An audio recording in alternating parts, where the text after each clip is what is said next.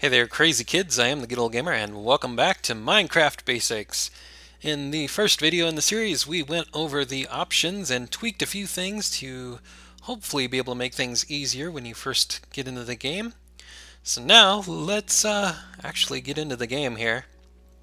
So what you want to do is pick single player, and you'll come to this screen. Now this is the world selection screen, but of course if you're new to Minecraft, you won't have any of these. Obviously, you won't have any worlds. This will be blank. But once you've played Minecraft for a while, when you quit the game, if you want to come back into the world you've been playing, you just select your world and you hit play selected world, and it'll put you right back in to the world you left with everything right where you left it, all your items, everything. But because we're making a tutorial here, and this is supposedly your first time playing the game, obviously, you wouldn't have these worlds. So what you want to do is go to Create New World, and it brings you to this screen.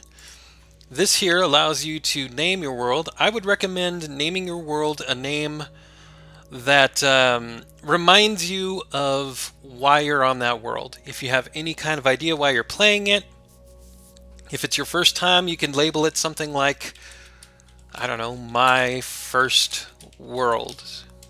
And you could name it that, so when you make new worlds in the future in Minecraft, you can look back and say, this was my first world, this is the first things I did in the game. And it can be a nostalgic thing, but you can name it whatever you want. For the purposes of this tutorial, I'm going to name this Minecraft Basics! Exclamation point. And if you want to play the game and experience the game with everything that comes with the game in terms of crafting tools and surviving and fighting enemies and building and gathering resources, and you want to pick your game mode survival, which I believe is the default here. So you see, you have crafting, you gain levels, health, hunger, all that fun stuff. There are other modes available. Hardcore mode is like survival mode, but it's at the hardest difficulty, and it's one life only, meaning if you die, you lose the world. The game automatically deletes the world. It doesn't give you any other option to save it. In survival mode, when you die, you can respawn and continue on with your world. You just lose your items and lose some experience and stuff. So that's hardcore mode. And in creative mode, you get your inventory changes from just your like backpack sort of inventory to a selection screen of almost every item in the game, so you can spawn it infinitely and you don't have to go get tools and gather things. You can just build whatever you want. It's like one of those Lego buckets, if you've ever seen one of those random like buckets full of just different Lego blocks. Well, this is an endless supply of that. But it doesn't really include any survival thing. In creative mode, you are invincible. You've got God mode. You don't get hungry. You don't have to worry about enemies attacking you. They will never attack you, no matter if you attack them. So for the purposes of this tutorial, we are going to go with survival mode, because that's the default, and that includes everything in the game from crafting, survival, the whole 9 yards. So that's what we're going to go with. Now under more world options, the seed for the world generator is what the game uses to generate the world. If you leave it blank, I believe it uses the time and date on your computer system to generate the world, meaning that it's kind of random, because it just depends on the very second you hit the create new world button that it generates based on the time and the date and everything. So it's always random. Every time you leave this blank, if you hit create new world, it'll obviously make a different world generator. But the ability to put in your own seed here in this means that you can share your world with your friends if you find something cool, or in the case of this tutorial, for example, you can put in the same seed that I'm going to put in, and you can follow along on your own version of the same world and do your own thing, or do the same things I do, that sort of thing. So we're going to go with the seed Minecraft Basics! Exclamation point. Just like that, capital letters, everything, space, everything. See it just like that. If you want to follow along, you can put it in there. We want to generate structures, so we can leave it on. If you turn it off, then you won't get villages, dungeons, and any other building that the game would generate. But we do want villages, we want dungeons, we want reasons to explore. And there are a lot of different things. There are abandoned mine shafts and temples and all sorts of things to explore, so we want to leave the structures on. We want to leave the world type default. There are a bunch of different options in here, but for now, just leave it default, because this is, supposed to be your first time into the game and you just want to be able to play the game and stuff, so just leave it default, because these other world types can get really super complicated. And if you're new to the game, you probably don't have any idea what any of that means. So we'll leave it default for now. And in my opinion, default's the funnest version of the possible worlds you could get anyway, so. Allow cheats on or off. This is going to be a personal preference, but if you're new to the game, you're not going to know the command codes and stuff anyway, unless you go through looking at the wiki and stuff, and you don't really need cheats to enjoy the game. Especially if it's your first time around. If you played the game several times, had several different worlds and stuff, cheats might add something a little interesting or whatever, but for now, just leave them off. It's fine. We can even turn it on later inside the game itself, and I'll show you how to do that in case you want to do it later. But for now, just leave it off. Bonus chest, leave this off. All this does is it generates a chest near your original spawn point. It has a few torches around it so you can spot it easier. And then inside the chest, there are a few random starting tools. Like you might get an axe or a pickaxe or, I don't know, a sword or a few bits of wood, something like that. But that's something I believe personally that you should get after you've already had at least one world experience where you've crafted everything. This is kind of like a head start. Once you've done the whole crafting thing, you've gotten used to it, you know what you're doing, this just gives you a little boost. But for the beginning world, your first time into Minecraft, I'd suggest leaving it off so you get used to the whole crafting system yourself and know the steps you need to take. And then once you know that, once you've experienced that, then you can use the bonus chest as a way to skip some of that. Those are your world options. You don't have to click done, you can just click create new world, but I like to click done. It brings you back to this screen, gives you one last chance to double check everything here, and once you are satisfied and you're ready to go, click create new world and let the world load in. Give your computer a few minutes to load in the world, especially if you've never run Minecraft before, because it has to load a lot of things in. So give it some time to load everything in here. As you can see the world building around us. All the blocks are coming in, generating.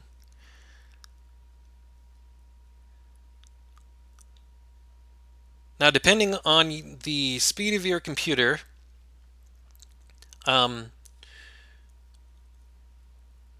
will determine how quickly this world loads for you. I would suggest you stay in the same spot. You can spin around like this because it'll help load in chunks of the world for you.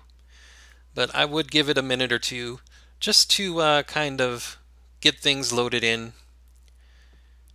As you can see, it can take a little bit to load everything in. And this is your Minecraft world. Obviously, that's dirt and grass, and those are trees. There's a lot of different trees in this game. Like the brown tree there, that's an oak tree. The white tree is a birch tree. There's also jungle trees, acacia trees, spruce trees, dark oak trees. So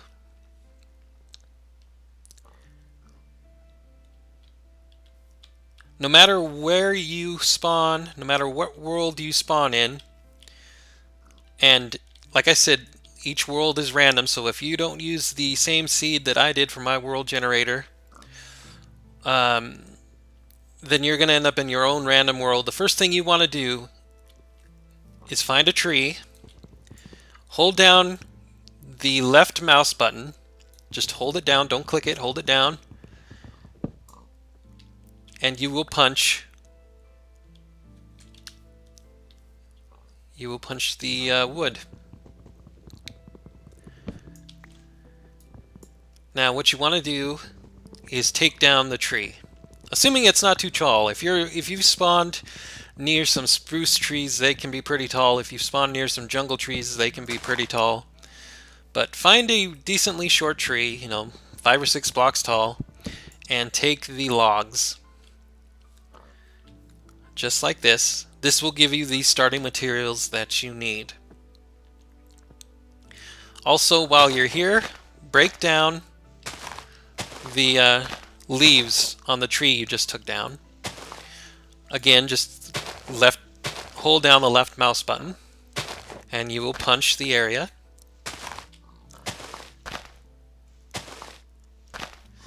Now, you want to do this for a couple reasons. The first reason is that you see we're picking up these saplings.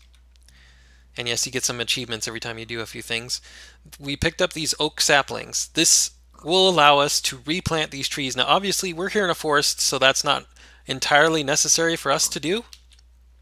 But in order to replant the tree, you just do that. Just pop it down on any piece of grass or dirt, and it'll eventually grow back. Obviously, like this in a forest, we don't really need to do that, but if you're in an area where trees aren't so plentiful, or if you decide to build your home base in an area where trees aren't plentiful, like in a desert or in the plains or something, then you'll want to be sure you get saplings. Also, oak trees in particular, oak trees and dark oak trees drop apples, or have a chance to drop apples, when you destroy their leaves, or when the leaves, naturally decay, because the leaves will disappear on their own as time goes on as well. You don't have to break them down if you don't want to.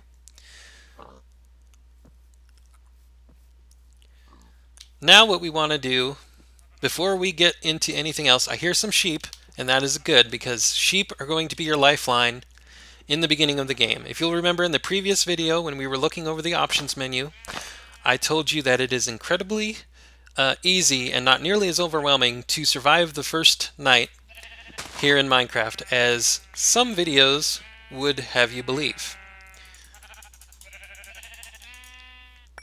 And sheep are the way you're going to do that. Now all you have to do is, like we did with the tree, just left click and you will punch the sheep.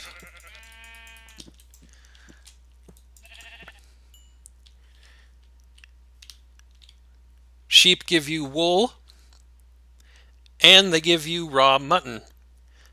Raw mutton will allow you to refill your hunger bar, which is down here. You see these meat sticks, that is your hunger bar. They will eventually disappear, and if you let it disappear altogether, you will starve and start to take damage. So raw mutton here we'll be able to eventually cook up and eat it, and that will bring our hunger back to full. Over here, these are the hearts that you have. You have 20 points of health in Minecraft. And you have 10 hearts, so that means each half a heart is a point of health. Don't worry about the rabbits yet. We'll get to them eventually. Right now, we're looking for sheep. Now, you only need to kill as many sheep as it takes to get 3 blocks of wool, which means a maximum of about 3 sheep, probably. Each sheep can drop 1 to 3 blocks of wool, if I remember correctly, meaning you might only need to kill 2 sheep. We have to kill 3 because the first 2 only dropped us 2 blocks of wool. So we need to find a third one, if at all possible. I really hope we do.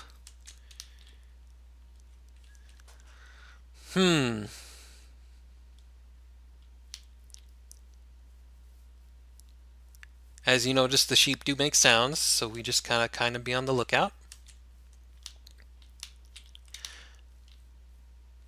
Now, if we don't happen to find a third sheep, that's okay. We can still survive. It's just that it's going to take a little bit longer to survive the night than it would if we would find the last sheep we need to find. And of course, this is the thing about Minecraft you have to realize. I don't know how it is that Minecraft knows, but Minecraft knows when you need something, and it has a tendency of not giving it to you if you really need it. Like if I wasn't on the search for sheep right now, we would have tons of them. It doesn't matter what color of sheep you find. It doesn't matter what color of wool they drop. You just need 3 blocks of wool. They can be all 3 random colors. They can be all the same color. It doesn't matter. We just are looking to find 3. And this little flat area here is probably going to be where our home base will eventually be. I'm wasting oh, there's a sheep over there, thank goodness. I'm wasting a lot of the original first daylight here, but if we get this sheep, it won't matter because we can survive the night regardless. Now, for now, only kill as many sheep as you need to get the 3 blocks of wool. You see that there are a couple of sheep over here, but I'm not going to kill them because eventually we'll be able to breed them.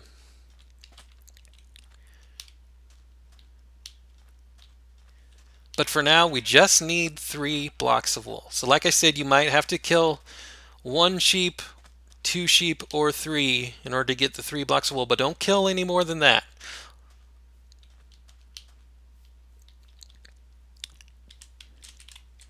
Alright, now you want to left click on your wood here, put it in this square, this crafting square in your inventory screen, and over here in the results you will have oak wood planks. You get 4 planks for every log. It doesn't matter if it's acacia planks or birch planks, whatever, you will get 4 planks for every log of wood you have. Now you can left click and pick up 4 planks for each log, like this.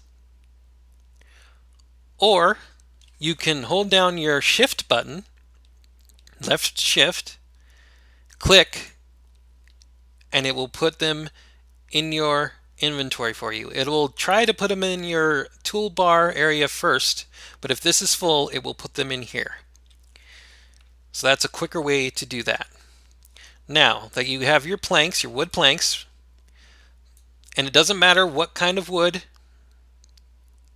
just hold down your left. Actually, you know what? Never mind. If you hold down here, I'm going to show this to you. If you hold down your left button here when you've got a stack of items, if you hold down your left button and you move them around the crafting area, it will try to evenly split the items between the different squares, like so. But what we want to do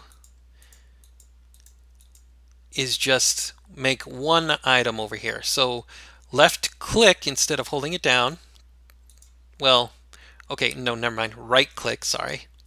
Right click in each square. It'll drop out a single item in each square. Then you can put the item away in your inventory. What we want is 1 crafting table. You can use the mouse wheel to select through your toolbar, and right click to place the crafting table down. Right click again to get access to it. Put down your 2 planks, one on top of the other like this. You will come across with 4 sticks. And actually, never mind that. We want to put 3 planks on the bottom. Take your 3 wool. Doesn't matter what color they are. It can be mix and match. You will get yourself a bed. Put that in your toolbar. Place down your bed, right click, and then right click on your bed. You will go to sleep once it's dark. And you've successfully survived your first night and every subsequent night in Minecraft by sleeping in a bed. Told you, it's easy. It's not nearly as overwhelming as some videos would have you believe, from some people going blind into this game or whatever. It's incredibly easy, and this will allow you to continue on with your day and what you need to do. So let's go back to the crafting table. Right click, take your sticks, put them like this, one on top of the other. Make sure that the top row is empty, and then put planks across like this. Right click each item into the squares. You will come up with a wooden pickaxe. This is the only wooden tool that you need to make in this game. So put your pickaxe down in your toolbar here. Now I'm going to show you how to make the other tools and weapons in this game that you'll need to start off with, but you do not need to make them with wood. I'm just going to show you the process because it's the same process no matter what material you make them out of. So this is how you make a sword. You have a stick for the handle, for the hilt, and then the item that you make the sword out of, whether it's wood, cobblestone, iron, gold, or diamond, those are the materials you can make any tool or weapon out of. You put those materials like this, in this formation. You basically draw out your material, your tools with the materials if you haven't guessed that already. So this is how you make a sword. Now, like I said, you don't want to make a wood sword. You don't want to make wood tools of any type other than a pickaxe. And the pickaxe will be important here in a minute. That's how you make a sword.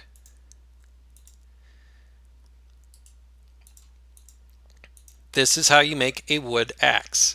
Now this, like I said, can be made with stone, iron, gold, or diamonds.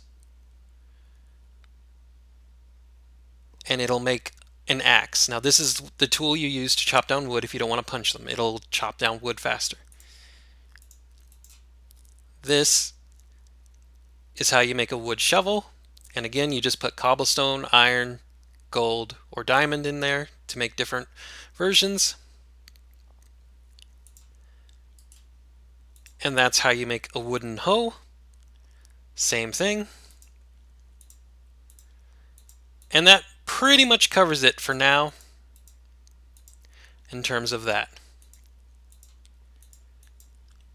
So you can leave your crafting table and your bed right there if you need to, or you can pick them up. Keep in mind, another thing about the bed here is that not only when you sleep in it does it change it from night back to day, you can't sleep in the daytime and change it to night. It only works when it's from night to day. And the bed provides you with your own personal spawn point. Now, as long as you have room to spawn on either side of the bed, whether it's this side, or maybe even on top of it, you have your own customized spawn point. If we would die right now, instead of spawning over there in the forest where we spawned originally, we would spawn here on or next to the bed. Now, if I would remove the bed or otherwise obstruct this area with a bunch of blocks or something, then we would spawn back over there in our original spawn point. So keep in mind, if you do pick up your bed, you will respawn back in your original spawn point if you happen to die. Now, you want to find some stone, and that sound was a spider, by the way. There's a spider right there, but it is daytime, so the spider shouldn't be hostile to us. It's like the only truly hostile mob that isn't hostile during the daytime. But keep an eye on it because sometimes, like right now, it is attacking us.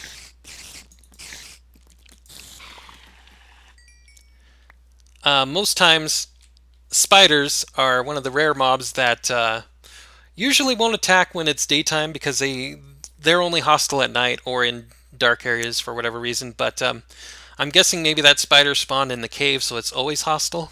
If they spawn up on the world here at nighttime, then they turn neutral again when it becomes day, usually. But just want to keep an eye on them. Oh, and maybe I forgot to explain that, but the reason that we slept in our bed and turned it back to day was because over the course of the nighttime, enemy mobs spawn. They spawn in darkness.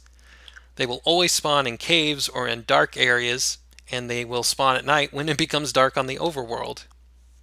So that's why you want to sleep, turn it back to day, or else build a shelter and stay in there over the night. Now we're here in an area where this stone, this gray block here, is at, and we need to pick them up. So we do what we did with the trees when we punched them. You hold down the left button, make sure you're using your wooden pickaxe, and gather up some stone. Now we want to gather up about, I'd say, 20 or so stone. And I'll show you why in a minute. Now, the reason that I said you need to make a wooden pickaxe, but you don't need to make any other wooden tools, is because the wooden pickaxe allows you to gather stone. You need a pickaxe in order to gather stone, and then you can make all of your other tools and weapons and whatnot out of stone material instead of wood, and it's an upgraded version. Alright, we have about 23. Now I'm going to show you here, if you just punch stone, you can break a stone block. It'll take longer, but the reason you don't want to do this is because you get nothing out of it. You do not get cobblestone, but when you use a pickaxe, you get cobblestone for every piece of stone you break. So it's necessary that you make a wooden pickaxe. But now we will make the upgraded version of not only the pickaxe, but the other tools as well. So make some more sticks.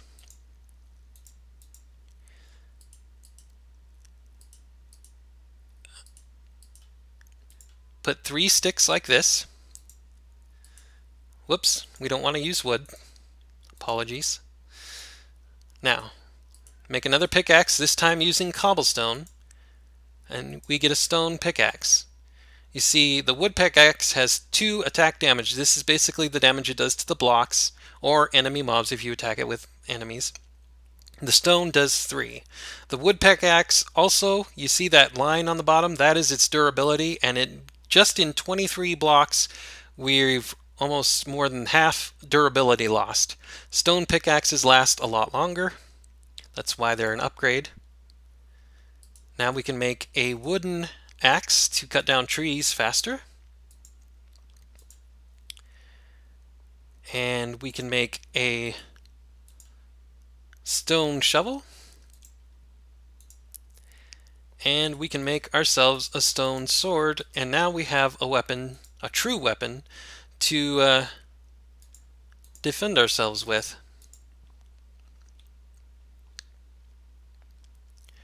Okay, now we have all our tools.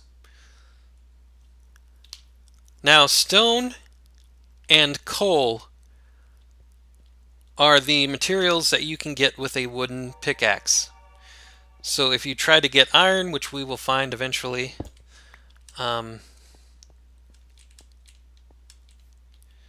you won't be able to. That is a creeper. That is also a hostile mob. Creepers are kamikaze bombers, basically. They will come up to you, and instead of biting you or anything like that, they will come up to you and blow up. They explode. They're basically holding TNT, and they're ready to blow up. And they could potentially kill you in that explosion, and they will destroy the blocks around them and that sort of thing. So you've got to be really careful.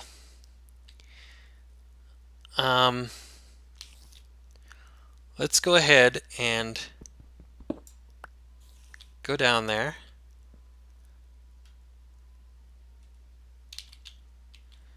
This is probably stupid, but let's go ahead and face the creeper. And there you go. You saw that they exploded. And there's a spider right here. The spider's going to be hostile because it's dark. So we're just going to get rid of it. We can make use of the string anyway. Now we want to get this coal. The coal is these black dotted stone. Now I'm just going to get the single piece of coal I'm going to show you here. You can go in your little crafting area in your inventory screen, put a piece of coal on top and a stick, and you'll get 4 torches. Go ahead and put those in your toolbar. And then you right click and you can place down a torch, and as you see, it lights up this area. Now within the light of this torch, no enemies will spawn. So torches are a way to not only light up the area so you see where you're going, but they also prevent enemy mob spawns. Now we need to, it's getting dark, so we need to go back up here, go to our bed, go to sleep again. This will prevent enemy mobs from spawning up here in the overworld during the night.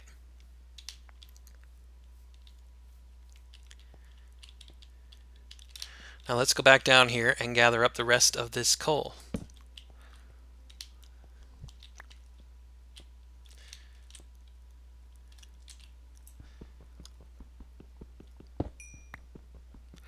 Once you've made your stone tools, you don't need to continue using your wooden pick. You can go ahead and start using your stone one, but since we made the wooden pick, I like to just go ahead and use it up. Might as well not waste the item, you know. Get the most uses out of it. You don't need to bother to repair it or anything like that. Just go ahead and use it until it breaks.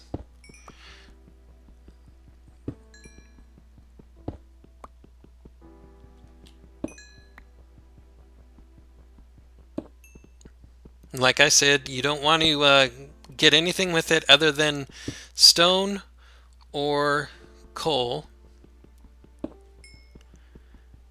And I'll explain that more in the future. Let's go ahead and make some more torches.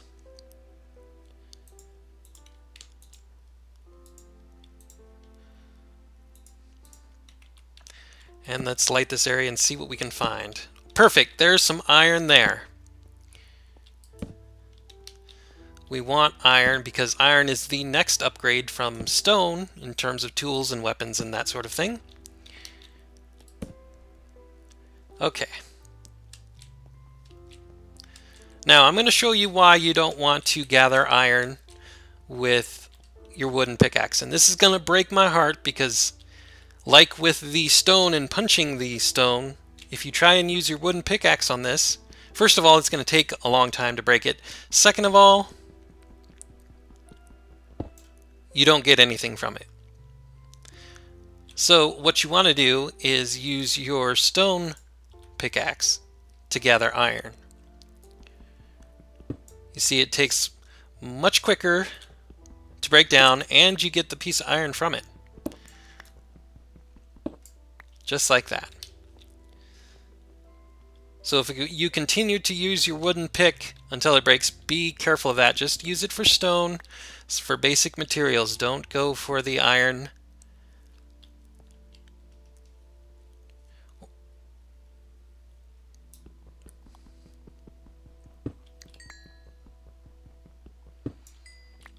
Now, we'll continue and gather resources in here in the future, but let's go back and I'm going to show you how to cook up the food you've gathered, because as you see by now, our hunger meter is going down. So we need to do that. And I'll also show you how to cook up the iron you've gathered, if you've been following along, or if you found your own. So you need to come to the crafting table and take the cobblestone you have and right click, make a circle, leave the middle square empty. That will give you a furnace. Take the furnace, put it in your toolbar, select it, right click it down on the ground, it'll place it. Right click to get into the furnace menu. Now whatever it is you want to cook, whether it's food or iron or whatever, put it on the top area, and in the bottom square is going to be your fuel. Now you can use wood, you can use saplings, you can even cook with your wooden pickaxe if you still have it and you want to, or you could cook with coal. Coal cooks 8 items. It's one of the best fuels that you'll get, especially in the early game. There's some later on that are better, but for the early game, it's one of the best ones. But it does cook 8 items.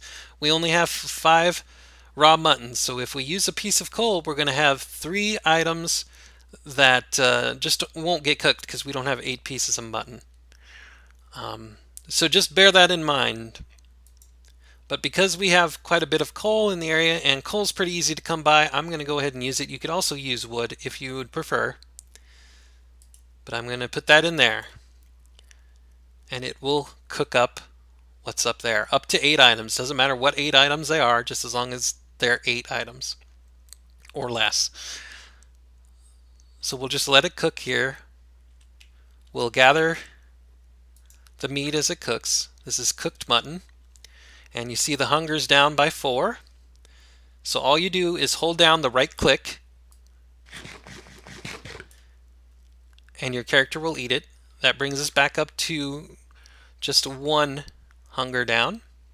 And you see our health is starting to regenerate, a half a heart per every, I don't know, few seconds. Health regeneration stops after your hunger meter gets down by, I think it's 1.5 meat sticks, maybe 2. So you need to, that's one reason to keep your hunger up. Another reason is, again, because if it runs out, you will starve and begin to lose health. Now you can't see it here on the UI, but the hunger saturation or whatever does go beyond the meter here. So you saw that our cooked mutton brought us up by 3, I believe it was, hunger sticks, meat sticks, whatever. So we only had the 1 remaining and it filled that up, but there's also technically 2 behind it that the game's just not showing. Once you're full, you can't eat anymore, no matter how much you try, but you're also not wasting the extra little bit of hunger that it filled up. It's just not showing it in the game for whatever reason. So don't worry about eating something when you're almost full. Eat it anyway because it'll still save that amount of hunger saturation. Okay, so we've done a lot. We've generated into the world. We've made our tools. We've made our bed so that we can survive all of the nights in Minecraft. We've made a way to cook our food. We've eaten our food so we can keep our hunger up. And we've gathered some basic supplies. We've made some torches. We've lit up a little cave area, done some exploring in a cave to gather resources. I think this has been a pretty good start to our world. So as you can see, it is not nearly as overwhelming to begin a new world in Minecraft as you might think if you've seen other Minecraft videos of people who have no idea what they're doing and just hop into the game blind. These tips and tricks will allow you to well, enjoy your Minecraft experience more, hopefully. And now that you have your basic tools and you're able to defend yourself with a sword, and you have a source of food and a way to cook your food, now you are open to more freely explore the world around you, gather the resources you need, and do some building. And get yourself a little base to start off with. And then once you've gotten your base set up, then you can go out exploring, seeing where things are, kind of getting a lay of the land. One of the good things about Minecraft is that there are usually pretty good landmarks in this game due to the world generation. Like that big old mountain right there with the sand coming off the side of it. That is something that I can look around from any portion of this area, from whether it's here or over there or over that way, and I'll be able to see that and be like, that's close to my home, that's where I need to go to get home. So look around, try and find a landmark. If you can't find a landmark, you can always make one. And before I end this video, I will show you how to make your own landmark. It's pretty easy. Now what you want to do is find an area with at least 1 block of water, hopefully more. Now jump, look down at the ground, have a block selected, or you know, a few blocks of whatever you want, dirt, wood, whatever. I'm using cobblestone for this example. Look straight down at the ground, jump, and at the same time right click. It may take a few tries, but you will place the block and land on it. Watch. Like that. Jump, right click. Jump, right click. And do this over and over again until you are tall enough on your little tower here that you'll be able to see it from a ways away around your area. Once you've done that, Find your little area of water that you built by. Make sure you built right next to it, within a block or two of your water. Hold down your sneak button, whether it's default shift or, for my example, C. Hold down your sneak button and you will cling to the top of your block and you can look around without worrying about falling. Find where your water is and then jump into it. Hold down your space button and that will allow you to surface on the water, swim across it, and get back to land. Now, the reason that I said you need to find water is because there is fall damage in the game, but if you jump into water, you won't take any fall damage no matter what height you fall from. So you need to build from or near water so that you can jump into it and land safely, because if you jumped from this height, you would fall and take damage. I'm not sure that that height is tall enough to kill you, but it will hurt you. So jump into water. Now go ahead and sleep. So we turn it back to daytime and we avoid enemy spawns. And now we have a marker near our home where we can look at from across the area and see it. Another reason that I used cobblestone instead of dirt or any other material is because cobblestone usually doesn't generate naturally on its own like this up in the overworld. Sometimes in caves you can come across dungeons that are made out of cobblestone, but usually in the overworld, if there's a tower of cobblestone like this, it's because a player put it there, and if you're playing single player, then you put it there, and so you know that's where you've been, so you can find your way around easier. Later on in these tutorials, we will figure out another way to find your way back home, but for now, this will work. Alright, crazy kids, I think that'll do it for now. Thanks for watching. This has been Minecraft Basics, episode number 2, where we've survived several nights. We've gotten ourselves a good set of beginning tools, and I believe in the next episode we will gather up enough resources, probably some more wood, to build ourselves a little starting home. And after that point we can explore the world and I can show you guys different environments in the world and that sort of thing. But that'll be it for now. Thanks for watching. If you guys have any comments, questions, concerns, tips, tricks of your own, put them in the comments below and I will share them if I can. That'll do it. Bye-bye for now.